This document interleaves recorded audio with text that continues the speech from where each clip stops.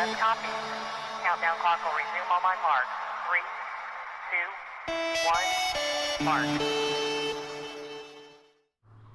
What's going on, everybody? Ditty here, and welcome to Free For All Friday.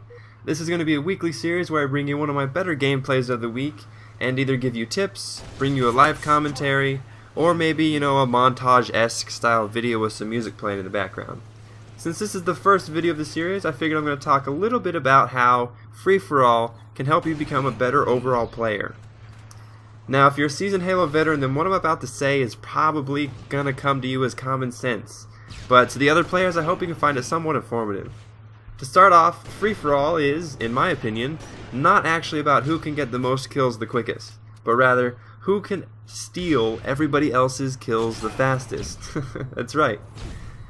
But, how do you do this? There are a couple different ways in which you can come out on top. The first is learning how to stay alive. In Free For All, if you're dead, you're not getting kills, but if you're alive, you can prevent other people from increasing their score. So, one of the most important things is learning how to stay alive. This means picking your battles, knowing when to run away, and learning the most effective way of retreating. Now this brings me to my next point. Free For All helps you learn the map a bit quicker than a team-based game, because there's no one really preventing you from entering an area of the map. Now I know that there are 7 other players on the map, but none of them are on your team, so that leaves it up to yourself to learn how to effectively navigate through every single part of the map. Learning escape routes, shortcuts, routes to power weapons and power-ups, and maybe even a nice jump spot here and there will help you stay alive longer and come into play in a team-based game, but I'll get to that in a second. Learning the map doesn't just mean the layout though, it's weapon placement. In Free For All, whoever holds the power weapons is most likely going to win. For example, in Halo Reach, Countdown is one of the most popular picks for Free For All, and on that map, if you hold either the sword or the shotgun, you'll most likely win because you'll get a lot of quick and easy kills because of the close quarters nature of the map. Another example, and on the other extreme, is Pinnacle. You have the rockets and the sniper rifle on that map. You can easily set up in one of the towers with a sniper and pick people off easily from a safe distance, and if you're being charged at by someone, then you have those rockets in your back pocket to help you out. This leads me to my next point, and you won't be able to pick this tip up in just a couple of games. Learning how to read players is the biggest lesson you can learn in any shooter, and Free For All does that the most effectively.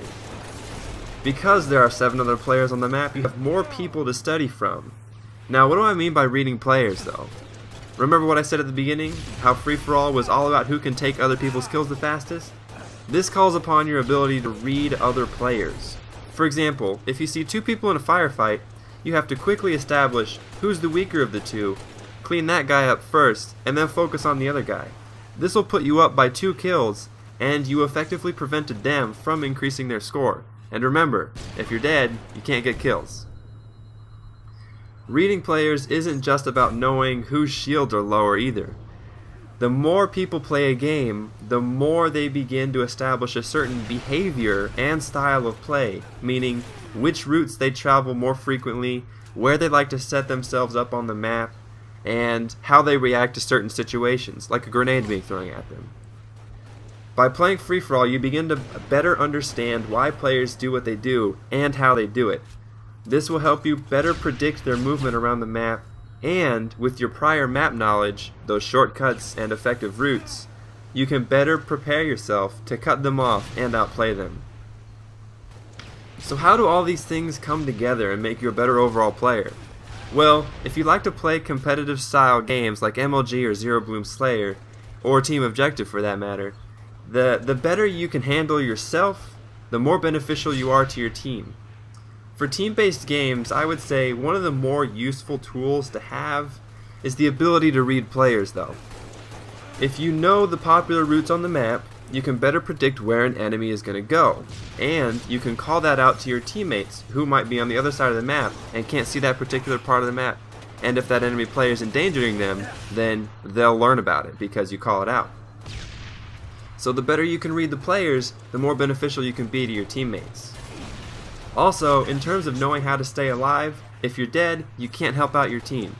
Sure, you can use the death cam and call other players out, but you can't help team shoot the other players. Basically what I'm saying is, the only thing you can do while you're dead is say, hey, there's a guy to your right, but I can't help you out because I'm dead. And no one really wants to hear that. In some cases this may be beneficial, but it's not the best situation to be in. Now I did mention this in a few videos back on an MLG CTF game on Sanctuary, and then if one of the enemy players is down, you have a brief numbers advantage over the other team, which can help your team move up and get better map control. You'll see this coming up in an MLG video, but sometimes I'll call out 2 down, 3 down, or all down. Now, having a couple people down on the other team severely hurts them because there's no one to stop you from either grabbing the flag, running the flag, or just better spawn trapping them. Knowing how to stay alive really helps your team because even if you have to back down, then you can still move around the map and prevent an enemy advance on your spawn or flag. Playing free-for-all is the quickest and easiest way to become a better overall player by learning these couple things. You'll become, a huge asset to your team. And that's all I have for you guys today. I'll see you in the next one.